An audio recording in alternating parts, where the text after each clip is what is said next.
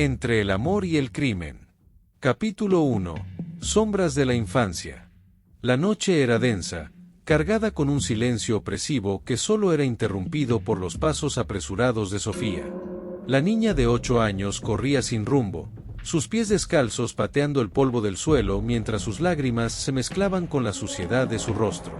Su corazón martillaba en su pecho, y el miedo la impulsaba a alejarse del horror que había presenciado minutos antes. Sus padres estaban muertos. Lo había visto todo. Las voces brutales, los disparos secos que resonaron en la pequeña casa y los cuerpos que cayeron como muñecos rotos. Su hermano mayor intentó protegerla, pero también fue llevado por los hombres de ojos fríos y gestos calculados. La pequeña Sofía logró escapar por una abertura en la pared de la cocina y ahora corría por las calles polvorientas de Culiacán, buscando un refugio, un lugar donde esos monstruos no pudieran encontrarla. Pero la encontraron. Sofía fue arrastrada por unos brazos firmes y arrojada dentro de una camioneta. El motor rugió y el vehículo aceleró por la carretera, alejándose de lo que alguna vez fue su hogar. El miedo la paralizaba. El hombre a su lado, de barba cerrada y mirada helada, encendió un cigarro y dio una calada larga antes de volverse hacia ella. Ahora nos perteneces. Esas palabras, cargadas de fatalidad, marcaron el comienzo de su nueva vida. El trayecto por la carretera fue largo y silencioso. Sofía se acurrucó en el asiento de cuero rasgado, con los ojos fijos en el asfalto que desaparecía bajo las ruedas veloces.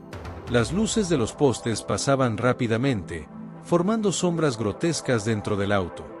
El fuerte olor a cigarro y sudor impregnaba el aire, haciendo que cada respiración fuera difícil. No preguntó a dónde la llevaban. No importaba. Su destino ya no era una elección suya. El cautiverio. Al llegar a su destino, la empujaron fuera de la camioneta. El lugar era un almacén viejo, con paredes de concreto agrietadas y un techo metálico oxidado. Hombres armados patrullaban el área, sus voces resonaban en el enorme galpón oscuro. Sofía fue empujada dentro de un pequeño cuarto con solo un colchón sucio en el suelo y una lámpara débil colgando del techo. La puerta se cerró con llave. El silencio la envolvió. El tiempo perdió sentido allí dentro. Los días se mezclaban con las noches, y la única certeza que tenía era que nadie vendría a rescatarla. Sus captores apenas le hablaban. Recibía órdenes cortas, comida escasa y miradas indiferentes. Era ignorada por la mayoría, tratada como un estorbo sin importancia. Pero incluso siendo tan joven, Sofía comenzó a comprender que en ese mundo oscuro, sobrevivir requería mucho más que lágrimas y desesperación. Y ella sobreviviría, aprendiendo a leer el peligro. La niña comenzó a observar cada detalle, cada movimiento, cada conversación susurrada entre los sicarios. Rápidamente aprendió quién mandaba, quién obedecía y quién mentía. Escuchaba las historias de los hombres mientras lavaba los platos en la cocina del galpón. Sabía que allí no había misericordia y que los débiles eran desechados sin dudarlo. Se obligó a recordar los rostros, los nombres, quiénes eran los soldados, quiénes los jefes. Poco a poco, entendió que el cartel que la había capturado era mucho más grande de lo que imaginaba. Controlaban ciudades enteras, hacían dinero con drogas, armas y vidas humanas. Era un juego de poder, y ella era solo una pieza diminuta en ese tablero. La primera prueba. Una noche, la llamaron a la oficina de uno de los líderes, un hombre alto y delgado, con cabello gris y ojos fríos como el vidrio. ¿Quieres vivir, niña?, preguntó con voz grave, que resonó en el espacio cerrado. Sofía asintió sin dudar. No había espacio para la debilidad allí. Entonces aprende rápido. El mundo allá afuera no tiene piedad de nadie. Si no eres útil, serás descartada. Deslizó un cuchillo sobre la mesa, mirándola fijamente. Empieza con cosas pequeñas. Aprende a obedecer. Y tal vez algún día tengas algo más grande. Esa noche, Sofía sostuvo el cuchillo bajo la luz tenue de la lámpara, sintiendo el frío del metal en su mano pequeña. No sabía lo que el futuro le deparaba, pero tenía una certeza: jamás volvería a ser débil. Los días siguientes fueron diferentes. A partir de ese momento, ya no era solo una prisionera. Comenzaron a darle pequeñas tareas. Al principio, limpiar armas, organizar cajas, escuchar conversaciones y transmitir mensajes. Lo hacía todo con perfección, porque sabía que cualquier error podría costarle la vida. Primeras lecciones en el crimen. Fue Mateo, uno de los hombres más influyentes del cartel, quien notó su potencial. La puso a prueba varias veces, dándole información falsa para ver si la repetía. Pero Sofía nunca fallaba. Su memoria era afilada y su inteligencia aún más peligrosa. Aprendía rápido y, con solo 9 años, ya entendía que en ese juego solo había depredadores y presas. Y ella se negaba a ser una presa. Una noche, Mateo la llevó fuera del galpón. La guió hasta un auto negro estacionado junto a un barranco. «Necesito saber hasta dónde estás dispuesta a llegar, niña», dijo, abriendo la cajuela. Dentro, había un hombre amordazado, con los ojos abiertos de terror. «Este hijo de puta nos traicionó», continuó Mateo, entregándole una pistola. «Demuestra que no eres débil». Sofía sintió el peso del revólver en sus manos pequeñas. Sus piernas temblaban y su respiración se volvió pesada. Pero entonces miró al hombre en la cajuela y vio algo: miedo. El mismo miedo que ella había sentido la noche en que su familia fue asesinada. Cerró los ojos por un segundo. Luego, los abrió de nuevo. El disparo resonó en la noche silenciosa. Mateo sonrió. «Bienvenida al cartel, Sofía». Esa noche, bajo el cielo estrellado de México, una parte de ella murió. Y algo nuevo nació en su lugar. La niña indefensa desapareció. Y en su lugar surgió alguien que aprendería a controlar su destino, sin importar el precio a pagar. Capítulo 2. Lecciones de sangre. Los años pasaron, y Sofía ya no era la niña indefensa que lloraba en las noches frías. A los 13 años, se había convertido en una pieza valiosa dentro de la organización. Su primer trabajo era simple: entregar recados, transportar pequeños paquetes de un lugar a otro. Pero era astuta. Observaba todo, escuchaba las conversaciones de los hombres a su alrededor y aprendía cómo funcionaba aquel mundo.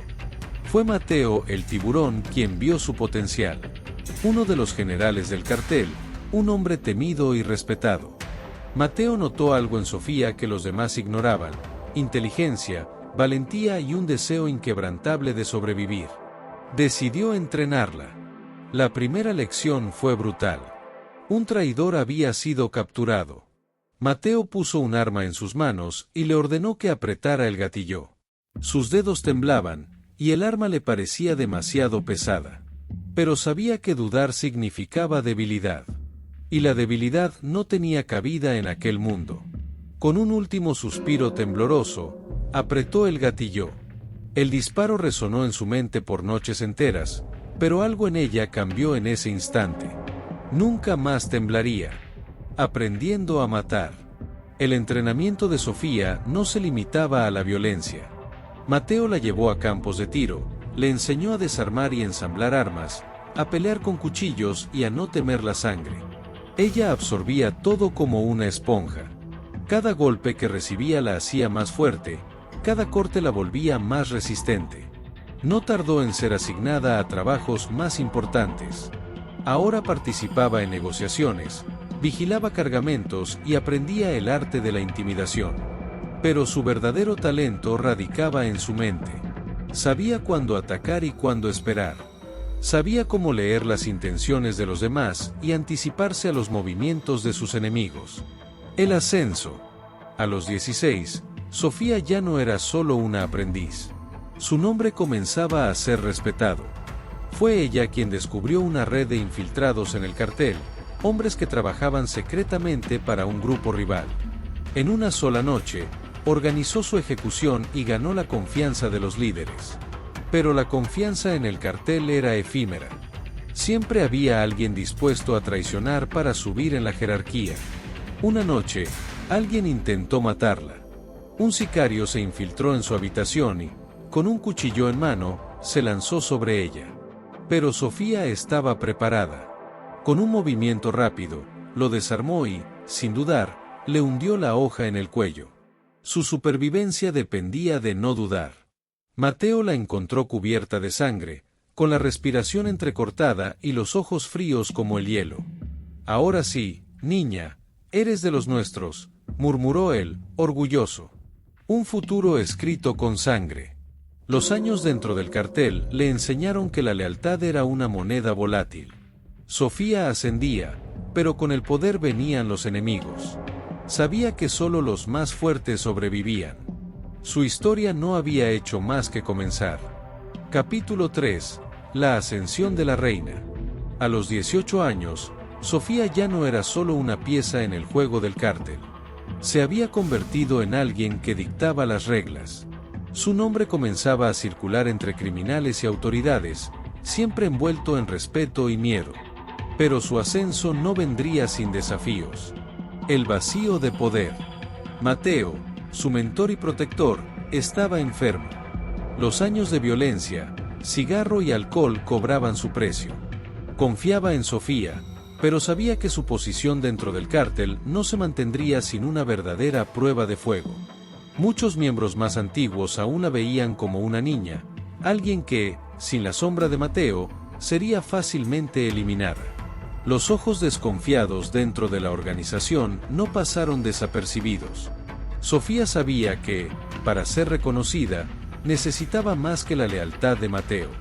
Necesitaba una victoria, un golpe que probara que su nombre debía ser temido tanto como respetado. El primer conflicto. Entonces surgió una amenaza inesperada. Una facción disidente, liderada por un exteniente de Mateo llamado Rojas, comenzó a desafiar la autoridad del cártel. Pequeños cargamentos fueron robados, informantes asesinados, y la tensión aumentaba cada día.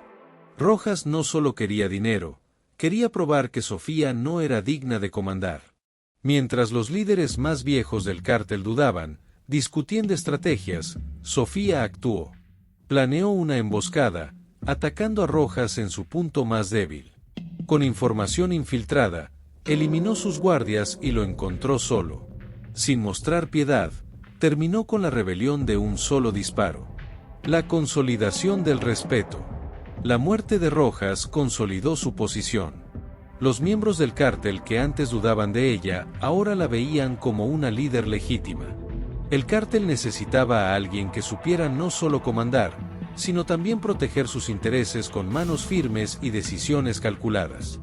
Mateo, aún enfermo, sonrió al ver a su pupila tomando el control. Pero sabía que su tiempo se acababa. Antes de su muerte, la llamó para una última conversación. Tienes todo para ser la líder que este cártel necesita. Pero nunca olvides, confiar demasiado es una debilidad. Sé implacable cuando sea necesario, pero siempre piensa 10 pasos adelante. Pocos meses después, Mateo falleció. Su velorio fue discreto, pero su ausencia dejó un vacío.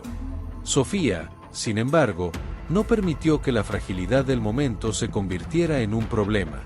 Al contrario, consolidó su poder y comenzó a expandir sus operaciones. Expandiendo los negocios. Con el liderazgo completamente en sus manos, Sofía comenzó a mirar más allá de las fronteras de México. Estados Unidos era el gran premio. Hasta ese momento, el cártel tenía intermediarios para tratar con los norteamericanos, pero Sofía quería eliminar a los intermediarios y tener control directo sobre la distribución. Envió emisarios para negociar con pandillas en Los Ángeles, Miami y Chicago. Algunos aceptaron, otros intentaron resistirse. Para estos últimos, Sofía envió un mensaje claro: quien no estuviera con ella, estaría en su contra. Las alianzas se fortalecieron y las ganancias aumentaron exponencialmente. Pero con el crecimiento vino un nuevo problema: la atención de las autoridades. El ojo del gobierno. La DEA y el FBI comenzaron a monitorear sus operaciones con más intensidad. El nombre de Sofía apareció en informes confidenciales. Se enviaron agentes para infiltrarse en su red. Pero Sofía era cuidadosa. Creó capas de protección, movía sus cargamentos de manera impredecible y pagaba bien para mantener a los policías locales de su lado. Pero sabía que eso no duraría para siempre. Mientras tanto, dentro del propio cártel, surgían nuevos desafíos. Algunos de los antiguos aliados de Mateo no aceptaban que una mujer hubiera llegado tan alto. Conspiraban en secreto, esperando una oportunidad para derribarla. Sofía, sin embargo, no era ingenua. Conocía bien las reglas del juego. Si sus enemigos esperaban un momento de debilidad, tendrían una sorpresa desagradable. La guerra por el control del cártel apenas comenzaba. Pero Sofía ya no era una aprendiz. Era la reina. Y nadie se atrevería a desafiar su reinado sin enfrentar las consecuencias. Capítulo 4. Expansión y conflictos. La consolidación del poder de Sofía dentro del cartel no llegó sin desafíos. Con la muerte de Mateo y la eliminación de Rojas, su dominio estaba asegurado internamente, pero los problemas externos crecían exponencialmente. Expandirse a Estados Unidos era una jugada arriesgada, pero necesaria para mantener el crecimiento del imperio que había heredado. La primera gran alianza. Para asegurar su entrada al mercado estadounidense, Sofía sabía que necesitaba aliados poderosos. Así que contactó a una de las pandillas más grandes de Los Ángeles, los Hijos del Fuego. Era un grupo conocido por su brutalidad, pero también por su lealtad cuando el precio era el correcto. La negociación tuvo lugar en una lujosa mansión en las colinas de Tijuana. Sofía, acompañada de sus hombres de confianza, se reunió con Esteban el Lobo Ramírez, el líder de los Hijos. Al principio, las conversaciones fueron tensas. Los estadounidenses querían una parte más grande de lo que Sofía estaba dispuesta a ceder. Pero ella conocía bien el juego de la presión. Después de horas de negociación, propuso un acuerdo beneficioso para ambos: exclusividad en el suministro de cocaína de alta calidad, garantizando precios por debajo de los de sus rivales colombianos. El Lobo aceptó, pero con una condición: una prueba de lealtad. Quería que Sofía le entregara la cabeza de uno de sus aliados, un traficante al que sospechaba de traición. Sin dudarlo, Sofía ordenó la ejecución del hombre antes de salir de la mansión. El mensaje estaba claro: no dudaba en eliminar obstáculos. El ojo del gobierno. Mientras los negocios crecían, la atención de las autoridades también se intensificaba. La DEA ya tenía expedientes abiertos sobre sus actividades y agentes infiltrados intentaban encontrar una brecha. En una operación sorpresa, un cargamento fue interceptado en la frontera de Texas, lo que resultó en la pérdida de millones de dólares y en la captura de 3 de sus hombres. Sofía reaccionó rápidamente. Utilizando su red de contactos, se aseguró de que los prisioneros no hablaran, garantizando que fueran bien pagados y que sus familias estuvieran protegidas. Al mismo tiempo, reorganizó sus rutas, haciendo que los envíos fueran aún más impredecibles. Ahora, sus cargamentos cruzaban la frontera a través de túneles subterráneos, embarcaciones privadas e incluso pequeños aviones que aterrizaban en pistas clandestinas en el desierto. El primer intento de traición. Con el dinero fluyendo, los problemas internos comenzaron a intensificarse. Algunos de los antiguos aliados de Mateo no estaban contentos con su liderazgo. Eran hombres acostumbrados a seguir las órdenes de un líder masculino, y Sofía, a pesar de su brutalidad e inteligencia, aún no era aceptada por todos. Julio el Toro Contreras, uno de los veteranos del cartel, empezó a conspirar en su contra. Organizó en secreto una reunión con algunos disidentes, planeando una emboscada para eliminar a Sofía y tomar el control. Pero Sofía siempre estaba un paso adelante. Uno de sus infiltrados dentro de la conspiración la alertó a tiempo. En lugar de huir, preparó su propia trampa. Cuando Julio y sus cómplices intentaron actuar, fueron recibidos con una ejecución coordinada. En una sola noche, cualquier rastro de resistencia fue erradicado. Sofía ordenó que los cuerpos de los traidores fueran esparcidos en las carreteras que llevaban al cuartel del cartel, como advertencia para cualquiera que intentara lo mismo. La expansión se convierte en un problema. Con la expansión del territorio, surgieron nuevas amenazas. Carteles rivales en México comenzaron a ver a Sofía como una enemiga peligrosa. El cartel de Jalisco, liderado por el sanguinario Daniel "El Diablo" Herrera, lanzó ataques contra sus almacenes. Explosiones, secuestros y asesinatos se volvieron parte de la rutina. Sofía, sin embargo, no retrocedió. En su lugar, respondió con el doble de violencia. Ordenó ataques quirúrgicos, eliminando a los principales comandantes de Herrera. Envió sicarios dentro del territorio enemigo, sembrando un ambiente de paranoia y desconfianza dentro del cartel de Jalisco. La guerra duró meses, y México se sumergió en un baño de sangre.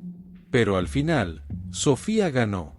El Diablo fue encontrado muerto en su casa, y su cartel se desmoronó. Ahora, el territorio era suyo. Un nuevo desafío. Con sus enemigos eliminados y su operación en expansión, Sofía comenzó a disfrutar de su dominio. Pero, como siempre, la paz era temporal. La DEA intensificaba su cacería y nuevos enemigos surgían. Con cada paso que daba, el peligro se hacía más grande. Sabía que estaba en la cima, pero también sabía que en el mundo del crimen, la cima era el lugar más difícil de mantener. Y sus enemigos solo esperaban la primera oportunidad para derribarla. Capítulo 5. El hombre de dos caras. La paz temporal que Sofía había conquistado duró poco. Mientras su imperio se fortalecía y se expandía más allá de las fronteras mexicanas, surgió un nuevo peligro. No era un cártel rival ni una traición interna. Era algo más sutil y mucho más peligroso, un agente infiltrado. La llegada de Alejandro. Alejandro Calderón apareció en el cártel como una sombra. Inteligente, carismático y discreto, rápidamente ganó la confianza de los comandantes intermedios y comenzó a ascender en la jerarquía. Su conocimiento sobre logística y operaciones financieras llamaba la atención, y su eficiencia era innegable.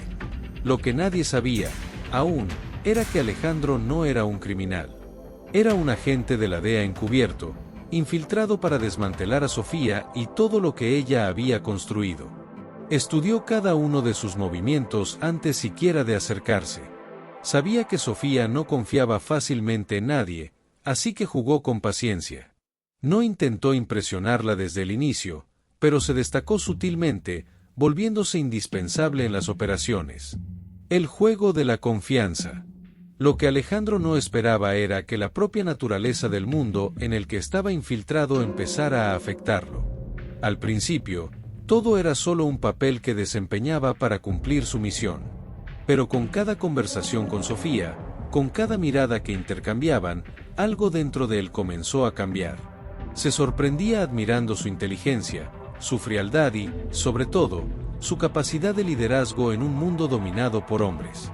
Y, contra todo pronóstico, Sofía también empezó a notar a Alejandro. No era ingenua, pero veía algo diferente en él. Era calculador, pero no intentaba adularla como los demás. Era eficiente, pero nunca buscaba sobresalir más de lo necesario. Eso la intrigaba. La relación entre ellos comenzó de manera discreta. Primero, como aliados que confiaban el uno en el otro para la seguridad de las operaciones. Luego, como amigos que compartían palabras en momentos de silencio. Hasta que, inevitablemente, se convirtieron en algo más. El inicio del romance. La primera vez que se besaron fue en una noche silenciosa, en un escondite seguro del cártel, después de una reunión larga y agotadora. Fue un momento breve, casi accidental. Pero desde entonces, algo cambió. Alejandro sabía que estaba cruzando una línea sin retorno. Si la DEA descubría que se había involucrado emocionalmente con Sofía, su misión estaría comprometida. Pero no pudo evitarlo. Y Sofía, a pesar de todo, tampoco. La relación se intensificó rápidamente. En los pocos momentos que tenían lejos del negocio, estaban juntos. Compartían conversaciones que ninguno tendría con alguien más. Pero la sombra de la mentira pesaba sobre Alejandro. Sabía que, tarde o temprano, Sofía descubriría quién era realmente.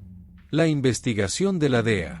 Mientras tanto, al otro lado de la frontera, la DEA monitoreaba cada paso de Sofía. Reportes confidenciales, interceptaciones de llamadas y movimientos financieros apuntaban a algo inesperado. Sofía estaba expandiendo sus operaciones de una manera más organizada y segura que cualquier otro líder antes que ella. Esto dificultaba el trabajo de las autoridades, que necesitaban una brecha. Y Alejandro era esa brecha. El plan era simple. Él debía recopilar suficientes pruebas para permitir una gran operación que derribara al cártel de Sofía de una vez por todas.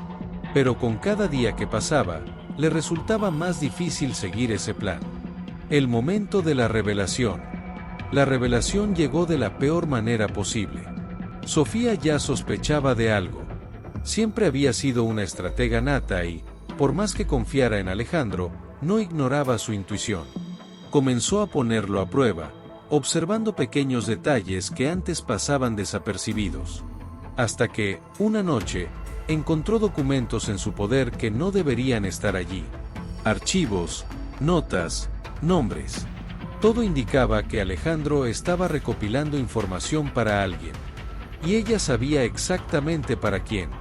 Cuando Alejandro regresó al escondite esa noche, encontró a Sofía esperándolo, con un arma sobre la mesa. ¿Quién eres en realidad, Alejandro? Su voz era fría, pero sus ojos mostraban algo más profundo, dolor. Él supo que ya no había forma de mentir.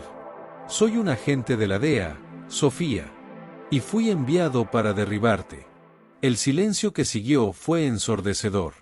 Sofía podría haberle disparado en ese mismo instante. Él lo sabía. Pero no lo hizo. El conflicto interno. Sofía sintió una ira profunda apoderarse de ella. No solo por la traición, sino por la ironía de todo. Ella, que nunca había confiado en nadie, había bajado la guardia ante un enemigo. Pero, al mismo tiempo, algo dentro de ella se negaba a apretar el gatillo. ¿Entonces todo fue una mentira?, preguntó, su voz cargada de resentimiento. Al principio, sí, admitió Alejandro. Pero después, ya no sé qué fue verdad y qué fue misión. Ella entrecerró los ojos, tratando de descifrar si había sinceridad en sus palabras. Todo dentro de ella le decía que debía matarlo. Pero lo que sentía por él no desapareció en ese momento. Vete, dijo finalmente. Antes de que cambie de opinión. Alejandro dudó, pero sabía que esa era su única oportunidad. Sin decir nada más, salió por la puerta, desapareciendo en la noche. Sofía se quedó ahí, sola, sintiéndose vulnerable por primera vez en mucho tiempo. Sabía que, de alguna forma, esta historia aún no había terminado. Y que la guerra entre ellos apenas estaba comenzando. Capítulo 6. Amor y traición. El silencio que quedó tras la partida de Alejandro parecía una sentencia. Sofía sabía que la verdad había sido revelada y que, a partir de ahora, nada volvería a ser igual. Su corazón estaba dividido entre el dolor de la traición y el amor que, contra todas las probabilidades, sentía por ese hombre. Pero no había tiempo para debilidades. Si Alejandro era fiel a la DEA, todo por lo que había luchado estaba en riesgo. La caza comienza. Esa misma noche, Sofía reunió a sus hombres de mayor confianza. Sabía que Alejandro no podía simplemente desaparecer. Tenía que encontrarlo antes de que tuviera la oportunidad de entregar cualquier información. Su primer instinto fue revisar sus escondites conocidos, pero era obvio que Alejandro, siendo tan inteligente como era, no lo haría fácil. La búsqueda comenzó en sus propiedades. Ordenó que se registrara cada almacén, casa de seguridad y punto de reunión. Pero él ya se había esfumado sin dejar rastro. La única pista que encontró fue un contacto que Alejandro había tenido con un informante de la DEA semanas atrás. Eso confirmó lo que ya sospechaba. Él había estado ahí con un propósito desde el principio. El infiltrado dentro del cartel. Mientras lidiaba con el dolor de la traición de Alejandro, un nuevo problema surgió. Sofía comenzó a notar movimientos extraños dentro del cartel. Alguien de adentro estaba filtrando información a la DEA, y ahora que Alejandro había sido descubierto, él no era la única amenaza. La sospecha de que otro infiltrado seguía operando dentro de sus filas la obligó a reforzar sus investigaciones. Interrogó a sus tenientes, revisó registros y cruzó información. Sofía sabía que si no eliminaba esa amenaza rápidamente, estaría vulnerable a un ataque coordinado de las autoridades. Cualquier miembro que mostrara la menor duda era sometido a pruebas letales. La lealtad lo era todo en ese mundo, y no había espacio para la incertidumbre. El regreso de Alejandro. Después de días de intensa búsqueda, Alejandro reapareció de manera inesperada. No fue capturado ni localizado por sus hombres. Volvió por voluntad propia. En lugar de huir y buscar refugio, se presentó directamente ante la mujer que había prometido derribar. «Puedes matarme, Sofía. Sé que lo merezco», dijo, sin intentar huir. Ella lo miró fijamente, con la pistola en la mano y el corazón en conflicto. Su instinto le gritaba que apretara el gatillo, pero algo dentro de ella la hacía dudar. «¿Por qué? ¿Por qué volviste?» Su voz estaba cargada de emoción, pero su expresión seguía firme. «Porque no puedo continuar con esta misión. No después de lo que siento por ti. La DEA quiere acabar contigo, pero yo, ya no puedo ser parte de esto», confesó. Sofía estudió su rostro, buscando cualquier rastro de mentira. Pero Alejandro estaba ahí, vulnerable, sin armas, sin planes. Solo él y la verdad. Un acuerdo peligroso. Sofía respiró hondo. Podía acabar con todo en ese instante, pero una idea cruzó su mente. ¿Y si, en lugar de matarlo, lo usaba a su favor? ¿Y si él se convertía en la clave de un plan mucho más grande? «Entonces demuéstralo», dijo, bajando el arma. «Si realmente estás de mi lado, vamos a destruir todos los carteles, todas las rutas, toda la estructura que existe. Pero lo haremos juntos, bajo mis condiciones». Alejandro dudó. Sabía que eso significaba traicionar su misión, traicionar su lealtad a la DEA. Pero, en ese momento, ya no tenía más lealtades. Solo a Sofía. «Estoy contigo», respondió, sin la menor duda. La nueva estrategia. Ahora juntos, pero siempre caminando sobre un campo minado, Sofía y Alejandro comenzaron a diseñar su plan. Usarían la información de la DEA para desmantelar carteles rivales. Crearían una red de información falsa para confundir a las autoridades mientras eliminaban enemigos desde dentro. Pero la tensión era inevitable. Sofía aún dudaba de él, y Alejandro sabía que en cualquier momento podría ser puesto a prueba. El amor entre ellos existía, pero la confianza era una moneda difícil de mantener en un juego tan peligroso. El primer ataque. El primer golpe fue contra un cartel rival que operaba en alianza con autoridades corruptas. Sofía y Alejandro utilizaron su influencia y sus conexiones dentro de la DEA para desarticular toda una operación. Fue un movimiento calculado. Parecían aliados de las autoridades mientras eliminaban a sus competidores. El golpe fue un éxito. Pero eso también significaba que ahora estaban siendo observados de cerca. Tanto la DEA como los carteles enemigos querían respuestas, y cualquier error podría costarles todo. Amor y desconfianza. A pesar de estar del mismo lado, Sofía mantenía a Alejandro bajo vigilancia. Sus sentimientos por él eran fuertes, pero no podía ignorar que era un hombre entrenado para engañar. Si él tenía algún plan oculto, ella lo descubriría. Y si en algún momento se convertía en una amenaza, lo mataría sin dudarlo. Alejandro lo sabía. Sabía que su vida pendía de un hilo, pero aceptaba los riesgos. Porque, al final del día, hacía mucho que había cruzado la línea. Y Sofía, aunque no lo admitiera, ya no podía imaginar su guerra sin él a su lado. Capítulo 7. El ajuste de cuentas. El plan de Sofía y Alejandro estaba en marcha. Se habían infiltrado en los corredores del poder, manipulando información y eliminando amenazas estratégicas, pero ahora el cerco se estaba cerrando. Los carteles rivales estaban reaccionando y la DEA aumentaba la presión sobre Alejandro, sospechando de su lealtad. El tiempo se estaba agotando. La presión de la DEA. Cada semana, Alejandro recibía mensajes codificados de la DEA exigiendo actualizaciones. Sus superiores estaban inquietos, sospechaban de su vacilación para proporcionar detalles sobre Sofía. Sabía que su tiempo como agente doble no duraría mucho más. En una reunión secreta, uno de sus contactos en el gobierno lo confrontó. Necesitamos algo grande, Alejandro. Si no tenemos pruebas concretas para derribar el cartel de Sofía en un mes, estarás comprometido. El agente de la DEA lo miró directamente a los ojos. Estamos empezando a dudar de tu lealtad.